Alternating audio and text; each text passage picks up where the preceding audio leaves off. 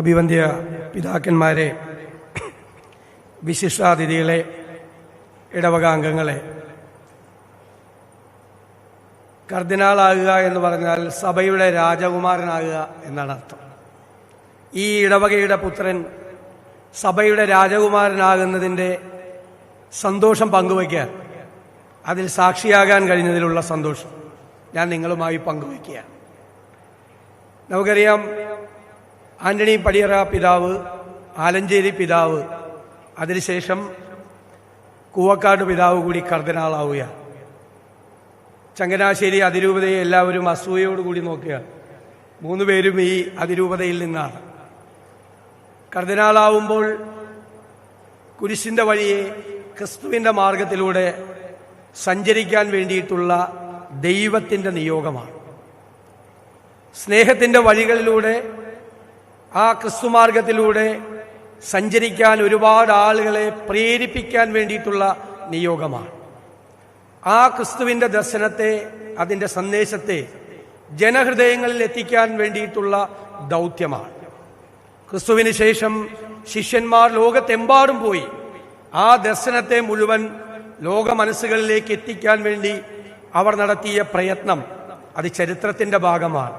ലോകത്തിൻ്റെ എല്ലാ വൻകരകളിലും, എല്ലാ നഗരങ്ങളിലും, എല്ലാ ഗ്രാമങ്ങളിലും അവർ പോയി നടത്തിയ തീക്ഷ്ണമായ പ്രയത്നമാണ് ഇന്ന് ആ സന്ദേശവും ലോകത്തെ മുഴുവൻ പ്രത്യയശാസ്ത്രവും ലോകം മുഴുവനായി അത് മാറിയത് എന്ന് നമ്മൾ അറിയണം. എന്താണ് ഈ സന്ദേശത്തിൻ്റെ പ്രസക്തി? ലോകം മുഴുവൻ വിദ്വേഷവും വെറുപ്പും നിറയുന്നൊരു കാലത്താണ് നമ്മൾ ജീവിക്കുന്നത്. യുദ്ധങ്ങൾ പെരുകുന്നൊരു കാലത്താണ് നമ്മൾ ജീവിക്കുന്നത്. മനുഷ്യനെ വെറുപ്പോടുകൂടി നോക്കാൻ, വിദ്വേഷത്തോടുകൂടി നോക്കാൻ പ്രേരിപ്പിക്കുന്നൊരു കാലത്തിലാണ് നാം ജീവിക്കുന്നത്. ആ ക്രിസ്തുവിൻ്റെ സന്ദേശം ലോകത്തെല്ലായിടത്തും എത്തിക്കാൻ ശിഷ്യന്മാർ ശ്രമിച്ച കാലത്ത് അവർ നേരിട്ട വെല്ലുവിളികൾ തന്നെ ഇന്ന് ലോകത്തെല്ലായിടത്തും നേരിടുന്നു. നമ്മുടെ രാജ്യവും വെറുപ്പിൻ്റെയും വിദ്വേഷത്തിൻ്റെയും ലോകത്തിലേക്ക് പോകുന്നു എന്നുള്ള ഭയപ്പാടിലാണ് നമ്മൾ. വളരെ ചെറിയ ഇന്ന് ഇന്ത്യയിലെ ക്രൈസ്തവ ലോകം ഒരുപാട് ഭീഷണികളെ നേരിടുകയാണ്. ഞാൻ ക്രിസ്ത്യൻ യുണൈറ്റഡ് ഫോറത്തിൻ്റെ റിപ്പോർട്ടുകൾ എപ്പോഴും വാച്ച് ചെയ്യുന്ന ഒരാളാണ്. 783 അക്രമങ്ങളാണ് ഈ വർഷം ഒക്ടോബർ 31 വരെ ക്രൈസ്തവർക്ക് നേരിടേണ്ടി വന്നത് ഈ രാജ്യത്ത്. മണിപ്പൂർ ഇപ്പോഴും കത്തിയെരിയുകയാണ്. 255 ദേവാലയങ്ങളാണ് തകർക്കപ്പെട്ടത്. ഒരുപാട് മനുഷ്യരെയാണ് കൊന്നൊടുക്കിയത്. ഒരുപാട് മനുഷ്യരെയാണ് പച്ചയോടുകൂടി കത്തിച്ചത്. ഈ വെറുപ്പും വിദ്വേഷവും അവസാനിപ്പിച്ചേ മതിയാവും.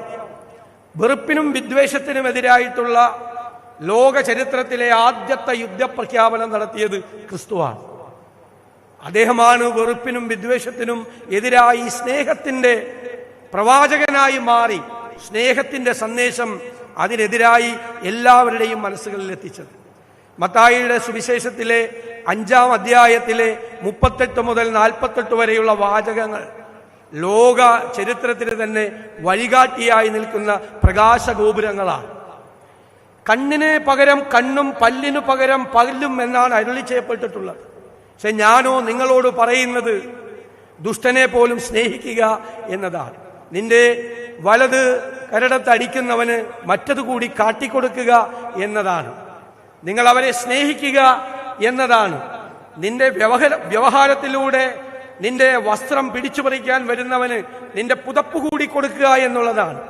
യാചകനെ ധർമ്മം കൊടുക്കുക എന്നുള്ളതാണ്. നിങ്ങൾ കൂട്ടുകാരനെ സ്നേഹിക്കുകയും ശത്രുക്കളോട് പകവയ്ക്കുകയും ചെയ്യണമെന്നാണ് അരുളി ചെയ്യപ്പെട്ടിട്ടുള്ളത്. പക്ഷെ ഞാനോ നിങ്ങളോട് പറയുന്നത് ശത്രുക്കളെ സ്നേഹിക്കുക, നിന്നെ ഉപദ്രവിക്കുന്നവനെ നീ സ്നേഹിക്കുക എന്നതാണ്. ഏറ്റവും വലിയ ഒരു തത്വമാണ് അതിലൂടെ പ്രകാശിതമായത്. ഞാൻ ആ വാക്യങ്ങൾ സമയക്കുറവ് മൂലം പൂർത്തിയാക്കുന്നില്ല. അദ്ദേഹം പറയുന്നുണ്ട്, നല്ലവനും നല്ലതല്ലാത്തവനും മീതെ സൂര്യൻ ഉദിപ്പിക്കുന്നവനാണ് സ്വർഗസ്ഥനായ നിങ്ങളുടെ പിതാവ്. നീതിമാന്റെയും നീതികെട്ടവന്റെയും മീതെ മഴ പെയ്യിപ്പിക്കുന്നവനാണ് സ്വർഗസ്ഥനായ നിങ്ങളുടെ പിതാവ്. അവന്റെ പുത്രന്മാരാകാൻ വേണ്ടിയിട്ടുള്ള ശ്രമമാണ് ഈ സ്നേഹത്തിന്റെ സന്ദേശം. ഇതിനേക്കാൾ വലിയ വിദ്വേഷത്തിനും വെറുപ്പിനും എതിരായിട്ടുള്ള ഒരു സന്ദേശം നമുക്കൊരിടത്തും കാണാൻ കഴിയില്ല. ആ സന്ദേശം ഉൾക്കൊണ്ടുകൊണ്ടാണ് 2 പേരുണ്ടായിരുന്നു പ്രവർത്തിച്ചവർ. മഹാത്മാഗാന്ധിയും റെവറൻഡ് മാർട്ടിൻ ലൂതർ കിങ്ങും പിന്നീട് ഈ കാലഘട്ടത്തിൽ അതിന്റെ പ്രവാചകനായി മാറിയത് സമാധാനം മുഴുവൻ ലോകത്തിൽ എത്തിക്കാൻ ശ്രമിക്കുന്നത് ഫ്രാൻസിസ് മാർപ്പാപ്പയുമാണ്. ലവിങ് എനിമീസ്, നിങ്ങളുടെ എതിരാളികളെ സ്നേഹിക്കുക എന്ന് പറയുന്ന മാർട്ടിൻ ലൂതർ കിങ്ങിന്റെ ഒരു സീരീസ് ഓഫ് പ്രസംഗമുണ്ട്. അതിൽ അദ്ദേഹം പറയുന്നുണ്ട്, വെറുപ്പിനെ വെറുപ്പ് കൊണ്ടല്ല നേരിടേണ്ടത്. വെറുപ്പിനെ വെറുപ്പ് കൊണ്ട് നേരിട്ടാൽ നക്ഷത്രങ്ങളില്ലാത്ത അന്ധകാരത്തിലേക്ക് നാം തള്ളപ്പെടും. അന്ധകാരത്തെ നേരിടേണ്ടത് വെളിച്ചം കൊണ്ടാണ്, സ്നേഹം കൊണ്ടാണ് വെറുപ്പിനെ നേരിടേണ്ടത് എന്ന് മാർട്ടിൻ ലൂതർ കിങ് ആണ് പറഞ്ഞത്. ഗാന്ധിയും അതേ സന്ദേശമാണ് വെച്ചത്. ഇന്ന് വെറുപ്പിന്റെയും വിദ്വേഷത്തിന്റെയും എല്ലാവരുടെ ഇടയിലും അത് കലർത്താൻ ശ്രമിക്കുന്നവരെ നമ്മൾ നന്നായി തിരിച്ചറിയുക. ഒരു ക്രൈസ്തവ വിശ്വാസിയും ക്രിസ്തുവിൽ വിശ്വസിക്കുന്ന ഒരാളും വിദ്വേഷത്തിന്റെ പ്രവാചകരാകാതിരിക്കുക എന്നാണ് എൻ്റെ വിനീതമായ അഭ്യർത്ഥന. അത് ക്രൈസ്തവ വചനങ്ങളോടുള്ള നിരാകരണമാവും, ക്രൈസ്തവ വിശ്വാസത്തോടുള്ള നിഷേധമായി അത് മാറും എന്ന് നമ്മൾ തിരിച്ചറിയണം. ഫ്രാൻസിസ് മാർപ്പാപ്പ ഒരു പുസ്തകം പ്രകാശനം ചെയ്യുന്ന വേളയിൽ ഈ അടുത്ത കാലത്ത് അദ്ദേഹം എഴുതിയ ഒരു ആമുഖമുണ്ട് ആ പുസ്തകത്തിന്. അതിൽ അദ്ദേഹം പറഞ്ഞു, സമാധാനത്തിന് വേണ്ടിയിട്ടുള്ള പോരാട്ടം എന്ന് പറയുന്നത് ധീരമായ സംഭാഷണമാണ്. വെറുപ്പിന്റെയും വിദ്വേഷത്തിനും പകരം സ്നേഹത്തിന്റെ കാന്തി പടർത്താൻ വേണ്ടി നമ്മൾ ശ്രമിക്കുക എന്നുള്ളതാണ്. നമ്മൾ സമാധാനത്തിന്റെ വീടുകൾ സൃഷ്ടിക്കുന്ന കൽപ്പണിക്കാരാണ് എന്ന വാചകമാണ് അദ്ദേഹം പറഞ്ഞത്. അതൊരു വലിയ സന്ദേശമാണ്. അതുപോലുള്ള സന്ദേശം ഈ വെറുപ്പിന്റെയും വിദ്വേഷത്തിന്റെയും കാലത്ത് ജനങ്ങളിലേക്ക് എത്തിക്കാൻ വേണ്ടിയിട്ടുള്ള വലിയ ഉത്തരവാദിത്തമാണ് കൂവക്കാട് പിതാവിനുള്ളത്.